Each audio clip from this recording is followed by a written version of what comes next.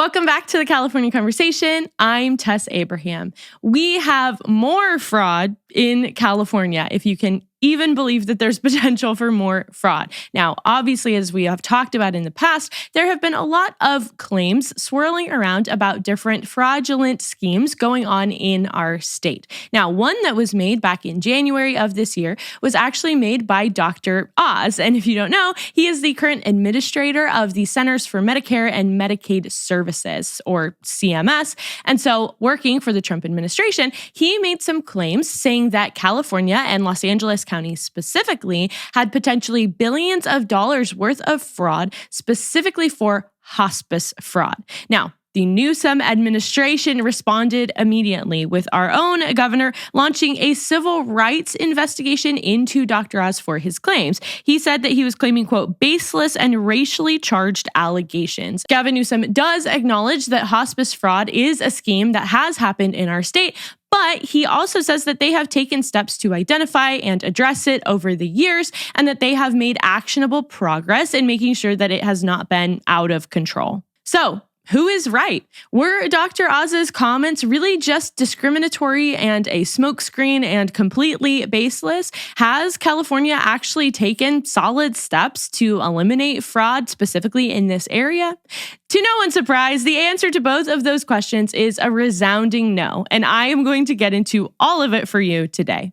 But before we get started, make sure to like this video, subscribe to this channel if you haven't already, and ring that notification bell so that you stay up to date on all things California politics. And if you want more information or you want sources cited in compiling today's episode, then you should check out the corresponding article on my website, which is linked below. In case you missed it, last week on Tuesday, March 10th, CBS News dropped the report or the conclusions of an ongoing investigation. And this was a bombshell report because what it found is that Dr. Oz's claims about California's hospice fraud were not, in fact, baseless, and they were far worse than anyone had ever thought. And so, what were the findings of this report? Specifically, they found that based on studying Medicare data as well as health records, that nearly half of all hospices in LA County alone raised significant red flags for fraudulent services. And so, looking at the numbers, they found that 700 out of 1,800 hospices, so again, nearly half of all hospices just in LA County, were completely fake. Completely fake, meaning that they have been billing Medicare, so they've been getting money directly from the government for their patients, and then they have been able to pocket that money and keep them for themselves. And that is exactly what Dr. Oz has pointed out. He estimated that it was billions of dollars in this kind of fraud. This report is finding hundreds of millions, but saying it is just the beginning. And so we need to understand what in the world is going on, specifically in LA County, and then what does it mean for all of California? Because if this report is only looking at one part of California, then we can assume safely that it has implications for the rest of our state as well. Now, to understand this, we need to severely back up because there's a lot of context that we're missing. We need to define a lot of terms. And so I want to start from the very beginning with what is hospice care and how does it interact with Medicare, your tax dollars, and then how can it be perpetuated to have fraudulent schemes. So you've probably heard of hospice care. In case you haven't, hospice is a type of medical care that is reserved for patients who are at the end of their lives. And so typically this looks like it could be for the elderly, but it also means if you have a terminal illness that you could be placed in hospice care. The markers are usually about 6 months to live. So if a doctor gives that prognosis for a patient, then usually they will be shifted away from treatment that's focused on trying to cure whatever illness they have, and it's moved toward what is palliative care, or care that is focused on trying to make the patient as comfortable, trying to preserve their quality of life as much as possible as they are in what is recognized to be the final stages of their lives. Now, it's important to understand how this interacts with Medicare. So Medicare pays hospice providers a daily per patient rate, and in LA County, that is $260 per day. And so basically what has to happen is that a patient's doctor will certify them as having a terminal illness or being at the end of their life. And then an attending physician in the hospice facility themselves will certify the same thing. Once that is certified, then they are able to bill Medicare for that patient. If a patient ends up living past 6 months, then all that has to happen is that the physicians just recertify that the patient still has a terminal illness and that they have just survived longer than was originally expected. And so then they can continue to be billed by Medicare. Medicare will pay for all of their hospice care expenses. And in California, there is no limit on how long Medicare is going to cover hospice care. And so this could continue to go on for those patients who need it. Unfortunately, because this is a very vulnerable population of people, and because this is a part of Medicare that is fully covered for those patients, that also means that it is ripe for fraudsters to come in and try to use different schemes in order to scam the government into paying for patients who either aren't real or who aren't terminally ill. And so I just want to spend a few minutes walking through what these schemes are, how fraudsters get away with this, because it's really important to understand how people try to manipulate the system to then understand what controls should be in place, what regulations need to be passed in order to help stop those criminals, those bad actors, from infiltrating the system.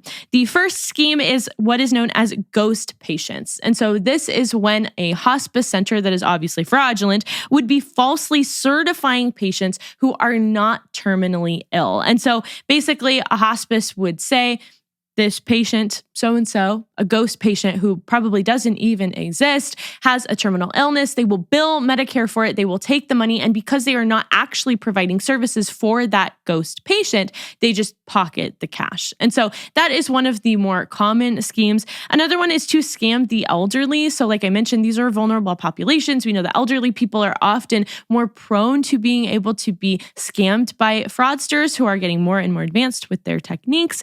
And so what they'll do is they will call elderly people, they will offer them services, they will say that they get certain services in relation to their insurance or in relation to Medicare, and then they will do that in order to get their Medicare identification number. From there, they can then sell the Medicare identification number to a fraudulent hospice center, and then they can contract with them for a sort of kickback. And so if there is a center that is signing up these ghost patients, then there's often a fraudster on the back end who is getting Medicare identification numbers for them to be able to do that work. So they go hand in hand.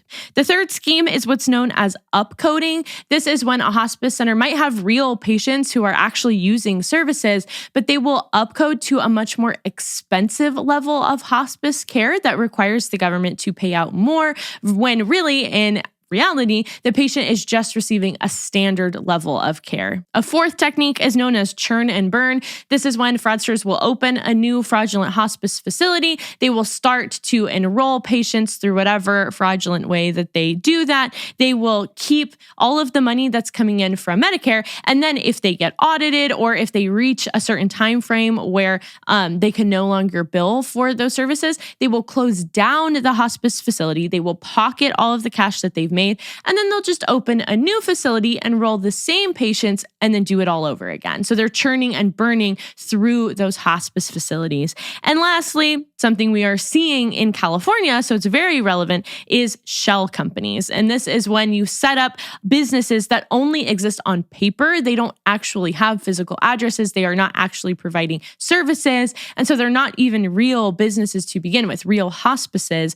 And yet that is how you are conducting your hospice care. So instead of just starting one company and saying, well, I'm going to have a bunch of fraudulent patients through this one, you could set up 100 of them because they don't actually exist. And then you can enroll a lot more people and you can be making a lot more money. So those are the most common schemes that are used by people in order to commit hospice fraud. So how does this apply to California? What have the investigators actually found? What schemes have been perpetuated and how bad is it? Well, as I mentioned, 700 hospice facilities just in LA County alone have significant red flags that show for massive signs of fraudulent operations. And so some of those red flags include companies sharing the same addresses. So that obviously wouldn't make sense. How are multiple companies just at one address having disconnected phone lines so you can never actually get a hold of them, non-existent offices so you show up to the address and nothing is there, or you have offices that are far too small to actually be able to conduct these operations, and unusual billing patterns. And so it doesn't actually seem like they're billing in line with what a traditional hospice provider would be doing if they were actually providing services. But the biggest one, the biggest giveaway for the fact that there is a massive fraud scheme happening in our county is geographic concentration. And so this is where the report really starts to reveal and uncover just how widespread this scheme has been. Nearly 500 hospice companies are operating within a 3-mile radius of each other in certain parts of Los Angeles. That's insane. 500 hospice facilities in a 3-mile block. Why in the world would you need that many hospice care companies in just 3 miles? Are there that many people who need hospice services that are all concentrated right there? That does not make any sense. But it gets even crazier because there are 137 hospices operating specifically along Van Nuys Boulevard. So just one boulevard has over 100 hospice companies. And then on top of that, in one building alone, they found that 89 hospice companies were registered to the same exact address. So obviously, when we look at these numbers and we look at these patterns, this is fraud. There's absolutely no way that all of those companies are legitimate, that all of those companies even have the space to be providing services. It's completely false. And so that is what investigators are uncovering, is this geographic concentration shows there's no way that these are real. And the investigators actually showed up. They went to a lot of these addresses. This is how they found out that all of these companies were located, because they would go there and see, okay, there's 89 that are registered to the same place. They would go and they would see that there actually wasn't anything. There would be offices that were clearly set up that were not operating on a hospice model. They were not providing those kinds of services. And so they found empty suites. They found piles and piles of unopened mail, and they just appear to never have provided any sort of medical service at all. Additionally, and even more shocking, how could it get more shocking? But an even more shocking part of the report and of the investigation is that CBS News actually talked to people who were enrolled in these hospice services, and the people had absolutely no idea. And they were completely healthy. They were young, they were fit, they were active, they were playing sports, and they were saying, why am I enrolled in hospice care? I shouldn't be enrolled in that. I never signed up for that. I have much more than 6 months to live, at least as far as I know. And so they are just proving out that clearly people have no idea what is happening, what their Medicare identification has been used for. And so this is clear fraud. I just want to pause and think about how completely insane this is. The fact that there are hundreds of hospice facilities operating in LA County alone, and they are using your tax dollars. Medicare is funded through tax dollars. And so there are companies that are allowed to have licenses, that are allowed to just operate in our county and in our state, and they are not providing services to vulnerable populations. They are not helping the elderly. They are not helping the terminally ill. They're just taking money and pocketing it. And it has gone completely unnoticed and only been uncovered by investigators and journalists. That's completely unacceptable. How is this allowed to happen? Well, it happened because auditors raised the alarm, but a lot of their concerns were not directly addressed by action. And so in 2022, there was a fantastic audit report that found much of what the investigation today is reporting on. It was just back before 2022. They had found that hospice agencies ballooned by 1,600% over a 10-year period. So that means that hospice facilities increased by over 1,000% in LA County, which is a massive amount of growth and should significantly flag for there is something going on here, because if one industry is just ballooning, we should probably look into, do we actually need those services? But here's the core issue. The core issue that the audit report identified is actually the lax licensing processes that happen across California. And so the agency or the department that is in charge of issuing these licenses to hospice facilities in California is the California Department of Public Health. And from the very beginning, from 1990 to 2022, in California, the laws did not require that when the California Department of Public Health was issuing licenses to hospices, that they consider any sort of need, either in the area or in the state, for these services. So what that means is that when a hospice would apply for a license, the person who is approving their application for licensure was not looking at how many hospice facilities do we already have in the area, how much growth have we had in terms of terminal patients or a more elderly population. And so does it make sense that we would need to approve a license for another hospice facility? They didn't have to consider any of that. And so they were just handing out licenses like candy to these hospices. And we're not even stopping to realize the insane growth in the hospice industry, while at the same time, there was not correlative growth in the populations that would need hospice services. And so, for example, LA County's senior population only increased by roughly 40% from 2010 to 2022. And yet, hospice agencies increased by that 1,600% figure. So if one of the key demographics that would use hospice care was only increasing by 40%, why do we need to increase services likely provided to that demographic by over 1,000%? That's insane. I mean, 40 to 100 is big. Like if you had increased hospices by 100%, that would have been a lot. It's by 1,000. It's exponentially greater than the populations that would use it. And yet we didn't consider any of that. That wasn't even on the radar of the people who are looking into whether these licenses were necessary or not. Which just shows you it is an appalling blind eye that has been turned at every step of the way to fraud. Because if you are not looking into necessity, if you are not looking into why we are having a ballooning in the hospices that are just popping up in one county of California, if you're not looking into that, that's negligence. And in this case, it's criminal negligence. And in case you think that I am exaggerating this, let's do a comparison to other states, shall we? So as of 2019, LA County had about 1,600 aged persons per hospice agency. So for every one hospice that there was, we had about 1,600 elderly people. Now, for the rest of California, excluding LA County, the figure was one hospice agency per 5,900 seniors. So that one is a little bit more for across the rest of the state. How much would you guess that New York or Florida, which are also large states, Florida is a highly populated state, how much would you guess that they would have per hospice facility?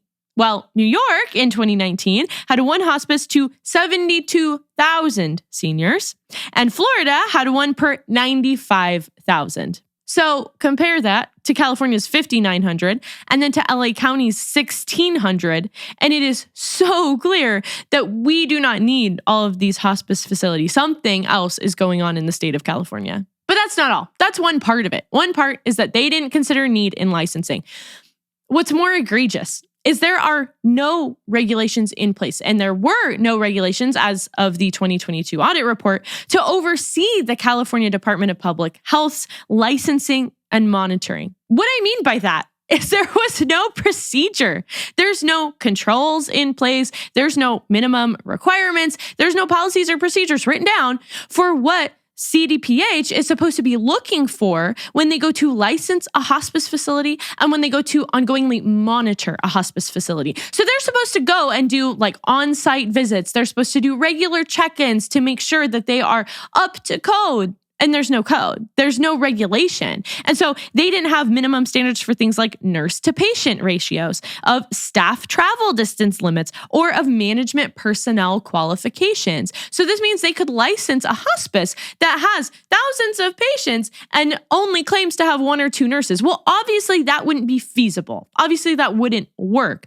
But the California Department of Public Health didn't have any sort of regulation on that kind of thing. And so again, they were just issuing these licenses with no controls in place. And then on top of all of that, people raised red flags. People cited concerns in all this. People in the very department were citing complaints about the process because they started seeing patterns that seemed like there would be fraud. Investigation of complaints was done incredibly slowly and in an incomplete fashion. So a lot of the complaints that were raised about this formal process were never even looked into. And then even when CDPH found issues, even in their own monitoring that they saw organizations that were likely for fraud, they didn't seek any sort of statutory enforcement against these hospices. And so even when a red flag was raised, investigated, proven to be fraudulent, they didn't do anything about it.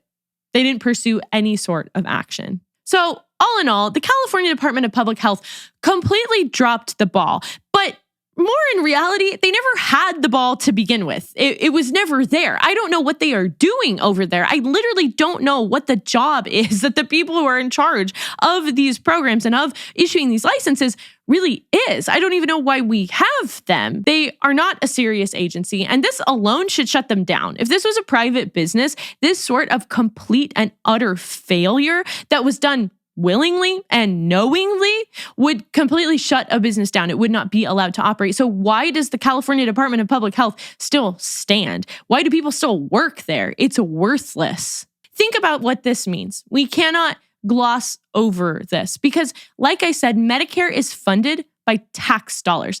This means that when you see your paycheck, you see that taxes are taken out, and those taxes are used across many different services. Part of your payroll taxes, though, go directly to funding Medicare. And so what that means is that you don't get to use that money for anything else. You don't get to put that money toward your child's college education. You don't get to use that money in a down payment for a house. You don't get to use that money for your grocery budget that is expanding every single month because groceries are just really expensive in California. You don't get to use that money. That money is gone. And you like to think that that money is being used for services that are necessary to upholding the society in which you live. But it's not. That money was going directly to fraudsters. It's lining the pockets of criminals and bad actors. And it's allowed to do that because someone is sitting behind a desk at the California Department of Public Health, just issuing licenses left and right and not asking any questions because they just want to go home at the end of the day and they are not taking responsibility seriously. And all of that is being done under the oversight of your leaders, of your governor, of Gavin Newsom himself. So let's talk about that because Governor Newsom and our Attorney General Rob Bonta have claimed, and they continue to respond to these fraudulent investigations by claiming that they have done so much about hospice fraud, that they have cracked down on it, that they have revoked licenses. And so what has California done, and has it been effective in actually rooting out and stopping the bleeding when it comes to the hospice fraud problem? Well, the biggest and most notable action that Gavin Newsom took was the passage of SB 664. And what this did is back in 2021, when it was passed, it put a ban on all new hospice licenses in the state of California. At the time, it extended for a few years, and then over the years, it has continued to be extended through legislation. And so currently, it's set to expire on January 1st of next year in 2027. It could get extended again, who knows? And so this is what they like to point to. They like to say, well, we saw that there was a problem. And so to stop the bleeding, we said we're banning all new hospice licenses. In addition to that, CDPH also revoked 280 licenses within the past 2 years. And so they will also say, well, we have been cracking down on these hospices and taking away their licenses. And CDPH also says that they are in the process of adopting the regulations that they have been missing in order to establish controls and requirements for the licensure process. And so those are steps that have been taken. But it's important to note that when your leaders like to cite these things as examples of what they have done, none of these things have been effective to actually root out and stop the fraud that's happening currently today in front of us. Because a ban on new hospice centers does not address the current hospices that have been allowed to be in place that are defrauding the government in general. And so if you just stop it from happening, you just stop new ones. You're not addressing the fact that there are already 1,800 hospices in LA County alone, and there are thousands across our state that are operating that could all be fraudulent, and that this report is showing that nearly half of them are. And so it's ridiculous because it's like locking your door of your house after criminals have already come in. You've let them in, they're in your home, and you lock the door and you go, phew, I'm not letting in any new ones. And it's like, well, sure, you don't want to let in new ones. That's great. But you have a massive problem inside. And if you don't deal with that, it's going to destroy you. You cannot let it stand. Additionally, when we look at the fact that 280 licenses have been revoked, that's a minuscule problem, especially given the fact that the CBS investigation is finding that flags for fraud and fraudulent patterns are only expanding, continuing, and growing even in 2026. So they're not saying as of 2021 when the ban was put in place, and they're not even saying as of 2 years ago when they started the revocation process for a lot of these licenses. They're saying that today the fraud is growing. And so if you're just revoking 280 licenses, but you have thousands of them and you don't know if they are fraudulent or not, or you look into them and they are, that's not doing enough. It's not moving fast enough. Not to mention the fact that enforcement actions came far too late. Gavin Newsom came into office in 2019. The ban didn't go in place until 2021. And I believe that the enforcement actions, the revocations of licenses, didn't start happening until after the 2022 audit report. That's 3 years into his reign as governor in our state. And so I know that you inherit certain problems. I'm not saying that Gavin Newsom initiated all of the problems with hospice fraud, but at the same time, it's not like he started on day one of looking at all fraud that was happening in his state. It largely has taken journalism and investigations in order for there to be enough public pressure for our leaders to do anything. And if there hadn't been that public pressure, and if there hadn't been that audit report, the fraud would just continue to run rampant right under his nose as governor. But the biggest failure of all is the fact that as of today, there are still no regulations or guidelines in place by CDPH for issuing these licenses and ongoingly monitoring hospice facilities. What have they been doing? They were directed years ago by the 2022 audit report to clean it up and to put regulations in place. It is 2026. It is 4 years later. They don't have them in place. And the deadline was actually January of this year. And they're past that deadline because it is currently March of this year and they still don't have them. So my question is, what are you doing? What are you doing? Because I could look into it and write you some regulations within a week. I don't understand why it has to be that hard. I don't understand why after years you have not put regulations in place to clean up this process. Now, on top of that, I alluded to the fact that the CBS investigation is reporting that fraud is currently spreading. And so I want to cover a few of those aspects as well. They are saying that they found 75 people simultaneously tied to 5 or more hospice companies. That's current. That's today. That is not any of the hospices that have been shut down or had their license revoked. That's not new hospices. That's today that there are 75 people tied to 5 or more hospices. Fraud. There's no way. That's a huge indicator that they need to be looking into. On top of that, new hospices are still getting licenses. So according to a ProPublica investigation, they found that California, Texas, Nevada, and Arizona account for more than 2/3 of the nation's newly Medicare certified hospices. So they are still continuing to get licenses, even in light of the moratorium that was placed on new licenses for hospice care here in California. And so what's happening is California, in its response, has not addressed all of the channels by which a hospice can get licensed. And they have not addressed all of the channels by which fraudsters can come in and take advantage of the system. And so if you are going to be a serious person and say that you have actually cracked down on fraud, that means that you have to figure out all of the ways that fraud is being perpetuated, and then you need to stop it. You need to plug the holes and keep the fraud from leaking out. And yet that clearly hasn't happened because new hospices are being licensed every day. So all in all, Governor Newsom has not done everything that he can. He has done the bare minimum so that he can stand in front of you and say, I have taken steps. But he has not practically taken steps to root out existing fraud, as well as even steps to make sure that it's not going to continue happening by having good regulations in place, by having proper oversight of such a vulnerable and important program. as well as making sure that fraudsters can't come in the back door because there are several backdoor avenues that they're continuing to use. And so what should he have done? A few options that were actually outlined in the audit report, so he could have very easily implemented them, were to, one, actually implement regulatory guidance for licensing. That would have been very easy.